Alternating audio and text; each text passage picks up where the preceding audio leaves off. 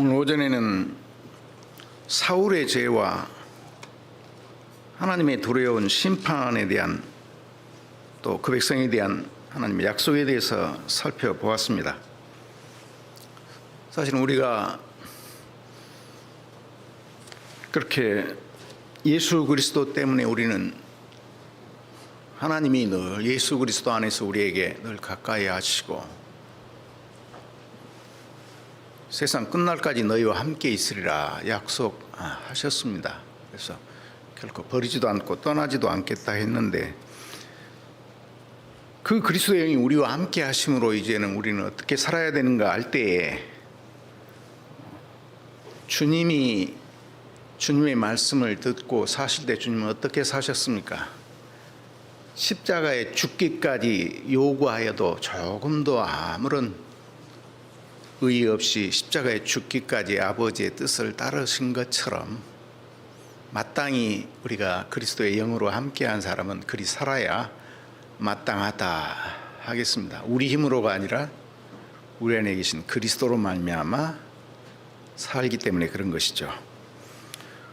오늘 오후에는 이제는 위대한 신앙의 위인 중에 한 명인 다윗에 대해서 살펴보고자 합니다. 다윗은 참 대단한 분이라는 생각이 들었는데 시인이었고 또 왕이었고 군인이었고 또 예술가였고 아주 대단한 사람 중에 한 분이 다윗이었죠.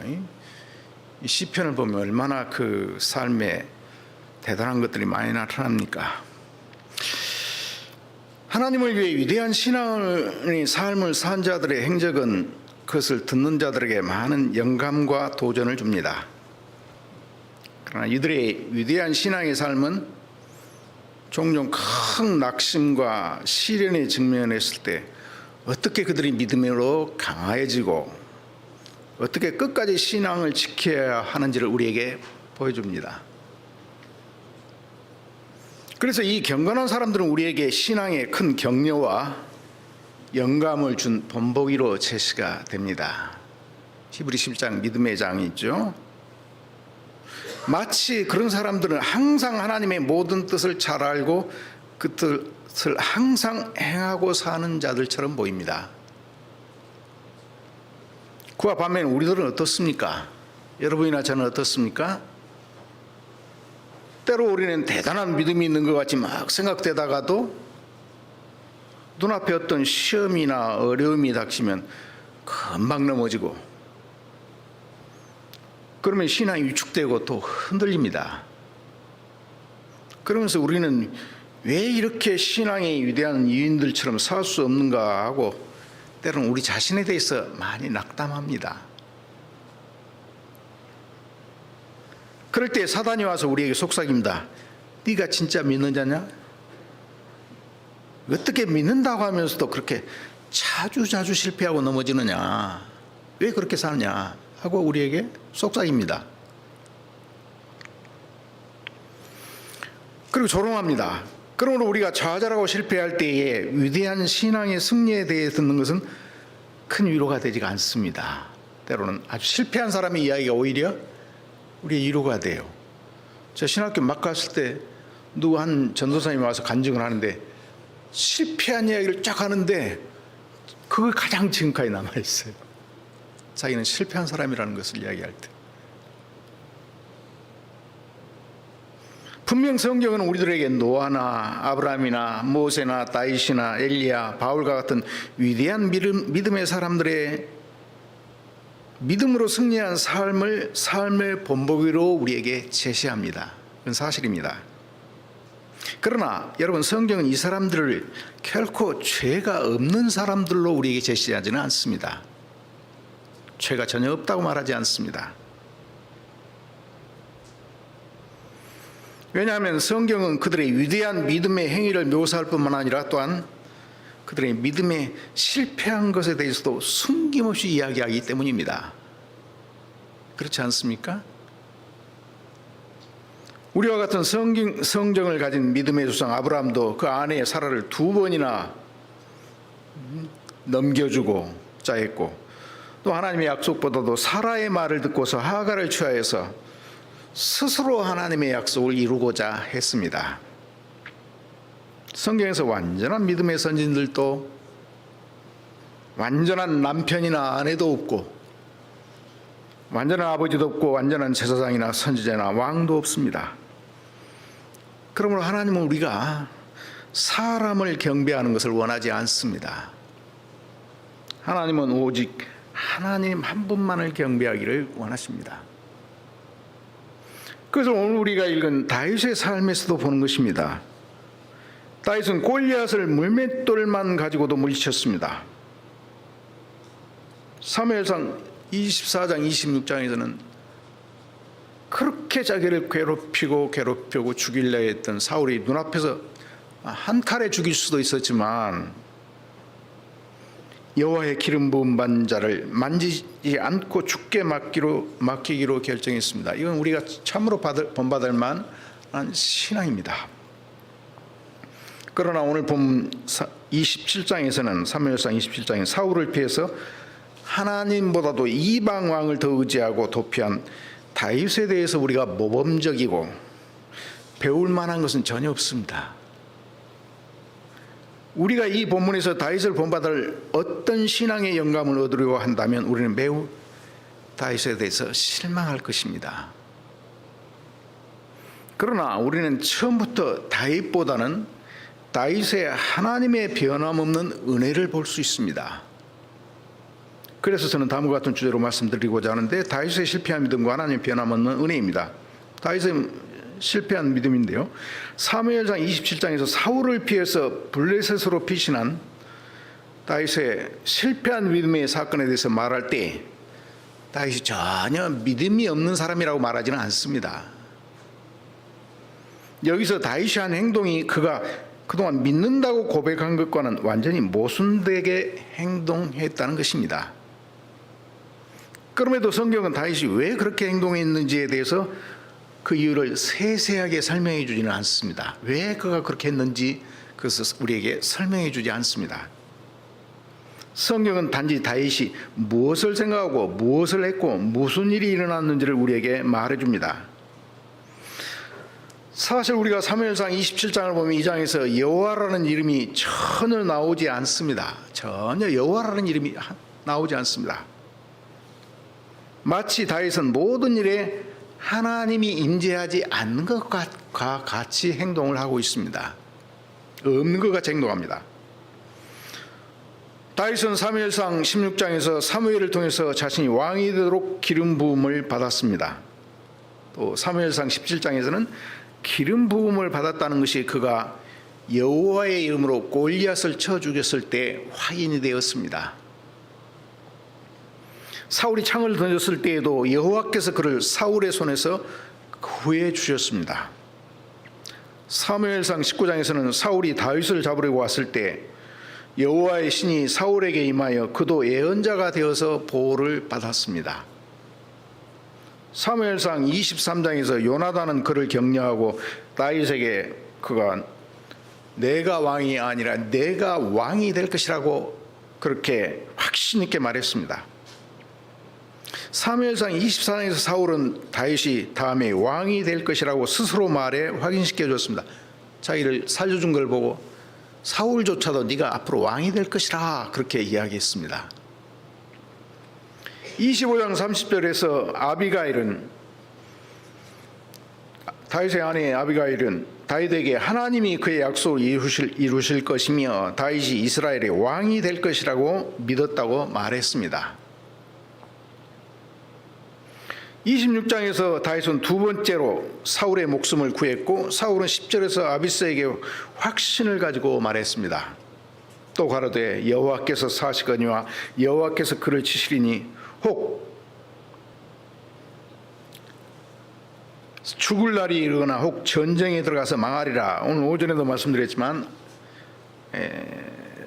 다윗이 사울에 대해서 말하기를 확신을 가지고 이렇게 말했단 말이에요. 다윗은 반드시 사울이 여호와께서 사시기 때문에 여호와께서 치시리라. 오늘 그랬잖아요. 여호와의 손에 빠진 것이 두렵다고 그러는데 하나님의 손에 빠질 것이다. 치시리라. 전쟁에서 망하리라. 그렇게 확신을 가지고 아비스에게 다윗은 이야기를 했습니다. 살려주면서.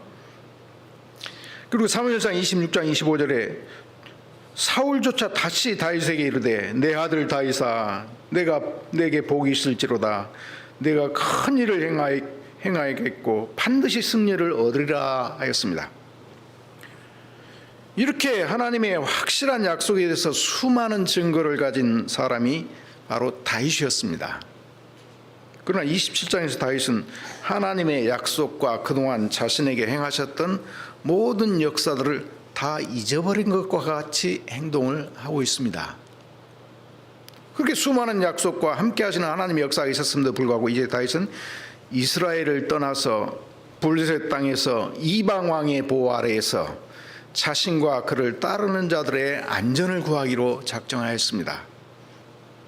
그리고 사무엘상 27장에서 가드에 있는 아기스 왕에게로 피난하여 갔다가 생명의 21장에서도 이미 생명의 위협을 느껴서 미친 채 할 수밖에 없었던 그 재앙이 있었는데 그것조차도 잊어버린 것 같습니다. 또 사무엘상 22장 5절에도 선지자 갓의 지시가 있었습니다. 그것도 잊어버린 것 같습니다. 선지자 갓이 다윗에게 이르되 이 요새에 있지 말고 유대 땅으로 가라. 그래서 유대 땅으로 갔습니다. 이와 같이 우리가 하나님의 명령과 약속과 그분의 신실함에 대해서 다윗이 명령과 하나님의 약속과 그분의 신실함에 대해서 잊어버리는 것은 종종 우리의 심각한 실패의 출발점이 됩니다. 하나님의 약속을 잊고, 그러므로 그동안 다윗에 대한 하나님의 모든 약속과 그에 대한 모든 보증과 그의 과거의 하나님의 모든 구원은 그에게 이 시간에는 27장에서 아무런 의미를 가져다 주지 못했습니다. 이와 같은 다윗의 결정은 믿음의 눈이 아니라 사람의 눈으로, 하나님의 눈이 아니라 자신의 눈으로 모든 상황을 보고 있기 때문이었습니다. 그래서 하나님의 이전의 도우심, 그분의 약속 또는 그분의 예언적 선을 다 없는 것 같이 무시합니다. 다윗은 그가 이스라엘에 남아있다면 확실하게 죽는 것밖에 없다고 생각했습니다. 그래서 그는 하나님보다 그의 유일한 희망인 이교도 왕의 자비와 권세의 도움을 의지하고 있습니다. 이와 같이 다윗은 하나님의 약속과 섭리에서 눈을 돌렸습니다. 그는 하나님의 강력한 팔이 사울의 팔보다 더 강하다는 사실을 잊었습니다.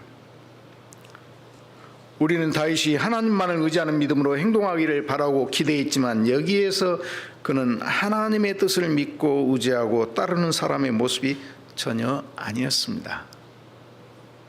사무엘상 27장에서 사울이 자신을 틀림없이 죽일 것이라 말하고 하나님의 약속하신 말씀에 등을 돌렸습니다. 그래서 두 아내와 600명의 남자와 함께 약속의 땅을 떠나 블레셋으로 갔습니다. 가드의 거인인 골리앗을 죽인 다윗은 이제 정치적 망명을 통해서 블레셋 왕에게 생명을 구걸하기 위해서 갔습니다. 구걸하기 위해서 갔어요. 그 결과 어떻게 되었습니까? 다윗이 가드로 도망쳤다는 소식이 사울에게 들렸습니다. 그래서 그는 그를 더 이상 찾지 않았습니다. 이렇게 하나님의 마음에 합한 사람이었던 다윗에게는 놀라운 일인데, 그가 이주한 블레셋 땅은 하나님이 주신 약속의 땅이 아니었습니다. 이스라엘 땅을 떠나 블레셋 사람의 땅으로 이주하는 것은 주님의 언약을 벗어나는 것이었습니다. 믿음의 조상들은 약속의 땅을 떠날 때 반드시 하나님의 허락을 받고서 떠나려고 했습니다. 아브라함도 그랬고 야곱도 그랬습니다. 우리는 이 시대의 교회를 이동할 때에도 놋처럼 하지 말라는 경고를 생각해야 합니다. 놋은 자신과 양떼가 번성할 수 있도록 비옥한 땅을 원했기 때문에 물이 풍부한 요단강 평야로 이주했습니다. 그러나 놋은 자신의 영적 삶이나 가족의 삶에 대해서는 생각하지 않았습니다. 요르단 평원에는 악명 높은 소돔과 고모라 성이 있었기 때문에 그렇습니다. 롯 자신은 목숨을 건졌지만 어떻습니까? 그의 그런 행동은 자기 아내를 멸망시키고 딸들을 타락시키는 데 기여했습니다. 소돔이 롯에게 그 가족에게 부정적인 영향을 미쳤던 것처럼 블레셋도 다윗에게 부정적인 영향을 미쳤을 겁니다. 그럼에도 다윗은 이제 일시적으로 사울의 위험에서 벗어나 안도의 한숨을 쉴 수가 있었습니다. 그때 다윗은 원수인 블레셋에 가서 자신을 여호와의 종이라기보다는 가드 왕의 가신인 아기스의 종이라고 불렀습니다. 27장 5절을 한번 봐볼까요? 27장 5절 같이 한번 읽어볼까요? 다윗이 아기스에게 이르되 내가 당신께 은혜를 받았거든 지방 성읍 중 한 곳을 주어 나로 거하게 하소서. 당신의 종이 어찌 당신과 함께 왕도에 거하리까. 그래서 자신이 종이라. 물론 다윗이 실제로 스스로는 완전히 믿음을 버렸다고 생각하지는 않았을 것입니다. 그는 언젠가 자기 고국과 자기 백성들에게 돌아가 왕이 되기를 바랐을 것입니다. 실제로 그는 블레셋 사람들을 위해서가 아니라 이스라엘을 위해서 여전히 싸웠습니다. 그리고 실제로 시글락에서 원수들인 아말렉이나 가나안 족속들을 치고서 얻은 전리품들을 이스라엘 장로들에게 보냈습니다. 그러나 그가 16개월 동안 가드에 머물러 있음에도 불구하고 사무엘상 30장 6절이 되기까지는 성경에 기록된 시편이 하나도 나오지 않습니다. 그러므로 우리는 믿음이 끝까지 흔들리지 않고 충실한 믿음을 본받아야 할 이인을 찾을 때 다윗에게서는 그런 모습을 우리가 찾을 수가 없습니다. 그의 믿음은 완전하지 않았고 주님에 대한 그의 신뢰는 흔들렸습니다. 그는 항상 환난의 날에 항상 굳게 서 있는 자는 아니었습니다. 또 하나 다윗이 블레셋 땅에서 행한 악한 일 중에 하나는 아기스를 속이려고 너무 잔인하게 피를 흘렸습니다. 9절에서 다윗이 한 지역을 공격할 때마다 남자나 여자를 살려두지 않고 양과 소와 나귀와 낙타와 옷을 취하였더라. 그런 다음에 그는 아기스에게 돌아갔다 했습니다.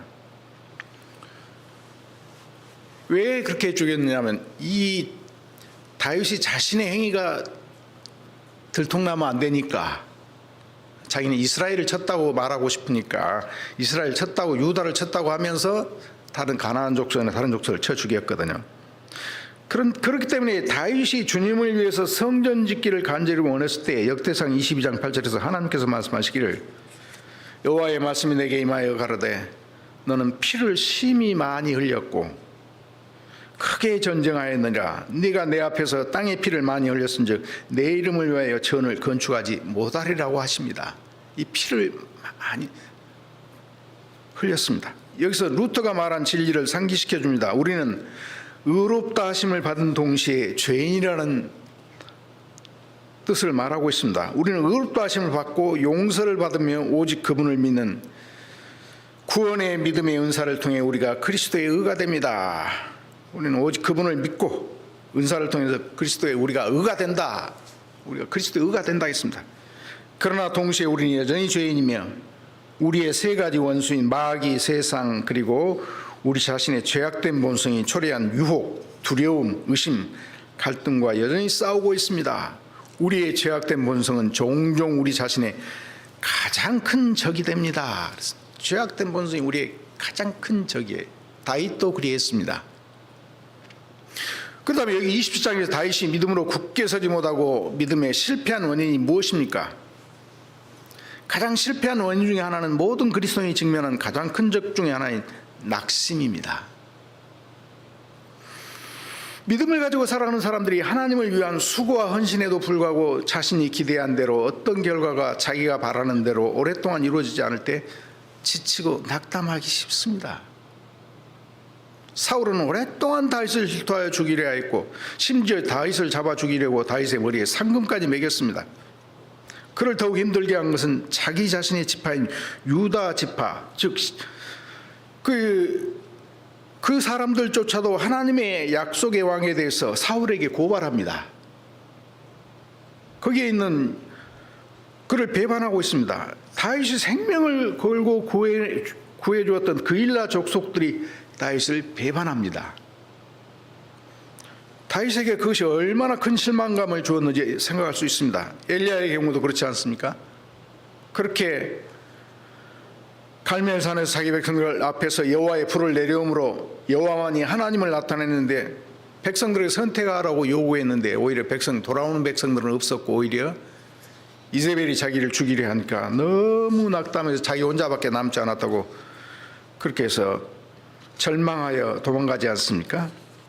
우리 역시 그렇습니다. 어떤 결과가 당장에 기대한 대로 주어지지 않을 때 지치고 낙심하기 쉽습니다. 남편은 아내에 대해서 기대했는데 낙심하기가 쉽습니다. 아내는 남편에 대해서 기대했는데 또 되지 않을 때 실망합니다. 부모는 자식에 대해서 그렇습니다. 자식은 부모에 대해서 그렇지 않습니까? 낙심하고 좌절합니다. 부모 뜻대로 순순히 따라주지 않으므로 부모를 지치고 힘들게 합니다. 교회에서 직임자들은 어떻습니까? 성도들이 연약하여 넘어지고 그렇게 해도 또 불평하고 넘어지고 그러면 지치고 낙담하기가 쉽습니다.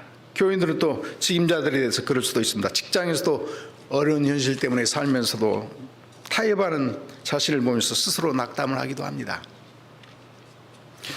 그러므로 우리는 오늘 본문을 통해서 아무리 하나님을 향한 진실한 믿음을 가진 사람도 연약하여 언제라도 실패할 가능성이 있다는 것을 다윗에게서 배웁니다. 그러나 이런 상황에 대해서도 복음은 말하고 있습니다. 우리의 믿음이 실패하더라도 하나님은 신실하시며 하나님은 절대 실패하지 않으신다는 것입니다. 사람은 실패해도 하나님은 실패하지 않는다는 사실입니다. 우리가 실패하고 우리 연약과 우리 한계에도 불구하고 하나님은 그의 약속을 반드시 이루신다는 사실입니다. 하나님의 모든 약속들이 그동안 사람에게 의존해 왔더라면 진즉 약속이 끝나고 말았을 겁니다. 우리 교회가 남북개혁교회가 사람에 의존해 왔더라면 진즉 사람에게 맡겼더라면 진즉 교회가 해체되고 말았을 거예요. 우리들에게 맡겼더라면. 우리가 실패하고 우리가 연약하고 우리 한계에도 불구하고 하나님은 그의 약속하신 바를 반드시 이루신다는 사실입니다. 우리는 믿음이 없더라도 하나님은 여전히 신실하신 분이십니다. 왜냐하면 그분은 자신을 부인할 수 없습니다. 우리는 믿음이 없을지라도 주는 일양 믿으시니 자기를 부인할 수 없으시리라. 그러므로 우리는 항상 믿으시고 능력 주시는 분에게 우리의 연약함을 인정하고 그분을 의지해야 합니다.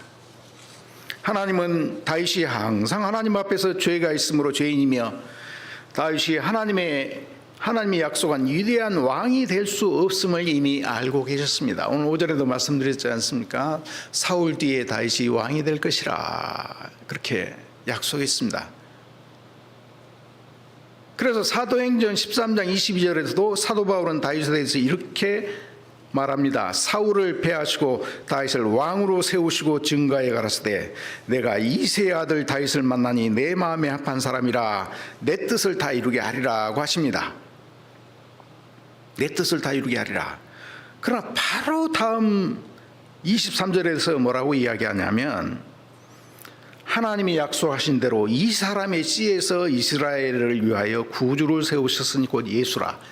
다윗이 아니라 예수라는 것을 밝혀주고 있습니다. 약속한 것은 바로 다윗이 아니었다. 예수 그리스도였다는 것이에요. 왜냐하면 이 보면 벌써 다윗은 도망가고 실패한 사람인데 이 사람을 기대할 수가 있겠습니까? 그러므로 우리는 여기서 바라봐야 할 것은 다윗이 아니라 우리 구주 예수 그리스도이십니다. 그때 모세나 다윗이 아니라 신실한 예수 그리스도만이 우리의 믿음 없는 것을 도와주실 수 있는 분이 예수 그리스도이십니다. 히브리서 3장 1, 2절에 보면 그러므로 함께 하늘의 부르심을 입은 거룩한 형제들아 우리는 믿는 도리의 사도이시며 대제사장이신 예수를 깊이 생각하라. 저가 자기를 세우신 이에게 충성하기를 모세가 하나님의 온 집에서 한 것과 같으니 말하고 있습니다.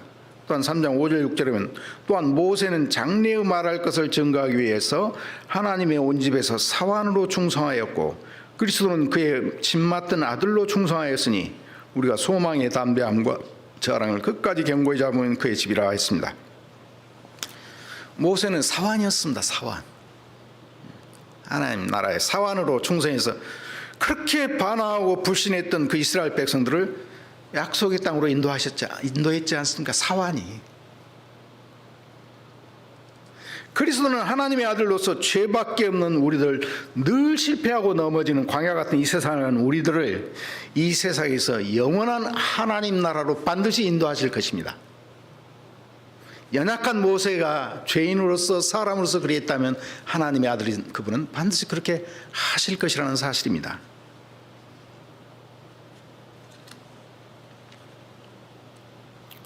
히브리서 이 본문에서 우리가 예수 그리스도의 집임을 상기시킵니다. 견고히 잡으면 그의 집이라. 우리가 예수님의 집입니다. 그리고 예수 그리스도는 우리를 그의 집으로 세우시고 지키시고 끝까지 우리를 붙잡으실 것이라는 확신을 가질 수 있습니다. 주님은 주님의 집을 반드시 때로는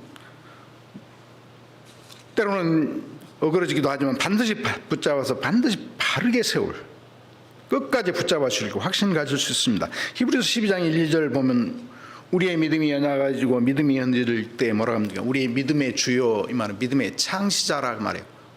우리 믿음을 근원이 되시고 믿음의 주인이신, 믿음을 붙들고 계시고 또 믿음의 주요 온전케 하신, 믿음을 완성하시는 예수 그리스도를 바라보라 그랬습니다. 우리의 믿음은 창시한 분이 예수님이시고 생기게 하신 분이 예수님이고 그 믿음 완성하실 분이 예수입니다. 그것이 우리를 바라보고 사람을 바라보지 말고 예수 그리스도를 바라보라. 우리는 예수 그리스도의 은혜의 참여자이기 때문입니다. 그리고 우리가 예수 그리스도에게 은혜로 연합되고 그리스도께서 우리 안에 사실 때 하나님은 아들을 떠나 우리를 결코 바라보지 않습니다. 우리를 볼 때 아들을 바라보십니다. 하나님의 아들을 바라보십니다. 비록 우리의 믿음은 일관성이 없고 얼마나 오르락 내리락 하지만 그러나 우리 주 예수 그리스도를 바라볼 때 우리의 믿음이 결코 흔들리지 않는 분의 것입니다. 우리는 그분 안에서 안전합니다. 그래서 다윗의 실패한 믿음보다 우리를 더 놀라게 하는 것은 하나님의 변치 않는 무한한 은혜입니다. 놀라운 것은 다윗이 그런 수렁에 빠졌을 때에도 하나님의 은혜로 그를 놓아주지 않고 그 수렁에서 끌어내어 다시 회복하여 주신 것입니다. 이것이 우리 본문의 복음입니다. 하나님의 모든 종들이라 우리들은 그 누구도 죄와 죄의 세력에서 자유롭지 못합니다. 여러분이나 저는 하나님 앞에서 여러 가지 죄성들의 불순물이 섞인 진흙과 같습니다. 아주 죄성이 많이 섞여 있어요. 그런데 놀랍게도 도공이신 하나님은 그러한 불순한 것이 가득한 진흙을 기꺼이 사용하셔서 너무도 멋진 도자기를 만드실 수 있는 분이십니다. 그러므로 가드의 아기스로 도망친 다윗의 이야기는 하나님의 은혜가 얼마나 놀랍고 크다는 것을 우리에게 말해줍니다. 그렇다고 그것이 우리 죄를 소홀히 여겨도 된다는 말은 아닙니다. 죄는 끔찍하고 죄에 대한 하나님의 진노가 너무 커서 벌을 받지 않고 방치할 수가 없습니다. 이스라엘 백성이 광야에서 하나님의 음성 듣기를 거부하다가 멸망하여 가나안 땅에 들어갈 수 없었던 것처럼 마음이 완고하여 지금도 하나님의 음성을 듣기를 거부하는 사람들은 그 죄로 인해서 하나님 심판을 피하지 못할 것입니다. 그것이 오전 예배 시에 사울왕이 그렇게 어려움을 당할 때에 귀신에게 의지하는 것에 일어난 심판 아닙니까? 그러나 다윗은 그와는 달랐습니다. 오전에도 말씀드렸지만 다윗이 아기스에 가서 이스라엘을 치러 갔을 때 아말렉 족속들이 와서 아내와 가족과 포로들을 다 잡아갔습니다. 그러니까 분노하여서 다윗을 그 가족들 잃은 이스라엘 사람들이 다윗을 돌로 치자 했을 때 여호와를 의지하여 힘입고 용기를 얻었다고 말하고 있습니다.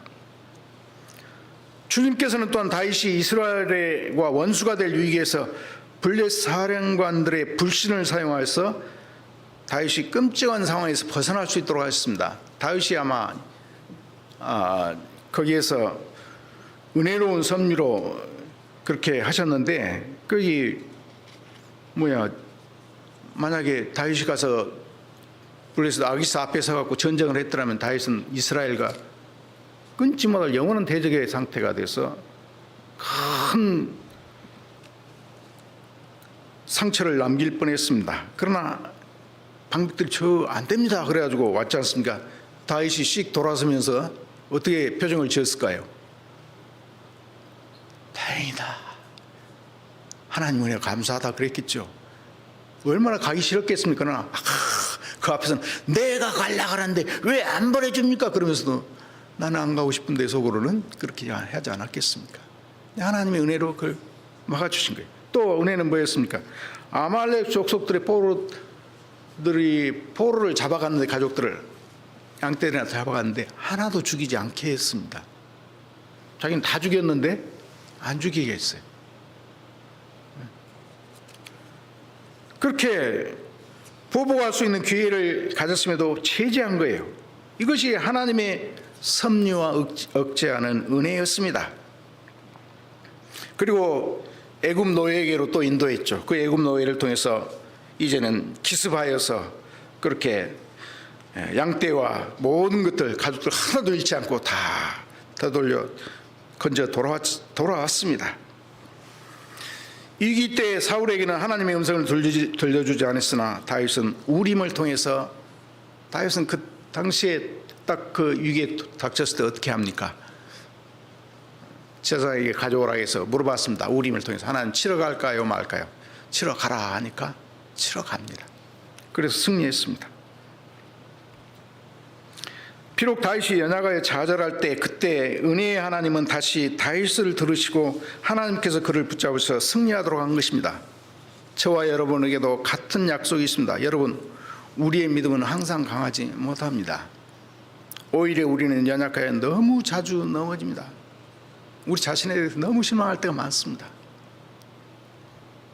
우린 죄의 유혹이라고 부르는데 너무 쉽게 자주 넘어집니다. 그러나 그리스도께서 죽으신 이유가 바로 여러분과 저와 같은 이런 못난 죄인이라는 것을 위한 것이라는 것에서 우리는 위로를 받을 수 있습니다.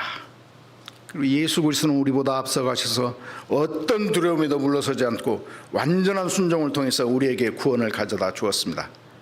그리고 이제 그리스도를 믿는 신앙을 통해 우리의 실패는 주님의 승리에 숨겨져 있습니다. 우리의 죄는 그분의 순종으로 덮여 있습니다. 이제 더 이상 우리 안에 사는 것은 우리가 아니라 예수 그리스도이십니다. 우리가 지금 육신으로 사는 삶은 우리를 사랑하고 우리를 위하여 자신을 주신 하나님의 아들을 믿는 믿음으로 살고 있습니다. 따라서 이 장은 다윗의 죄에 관한 것이 아니라 하나님의 은혜에 관한 것입니다. 하나님의 은혜는 다윗의 죄보다 훨씬 크고 여러분의 죄와 저의 죄보다도 하나님의 은혜는 훨씬 큽니다. 다윗의 죄보다도 하나님의 은혜가 훨씬 큰 것처럼 여러분의 죄와 저의 죄보다도 하나님의 은혜는 훨씬 비교할 수 없이 큽니다. 헤아릴 수 없습니다.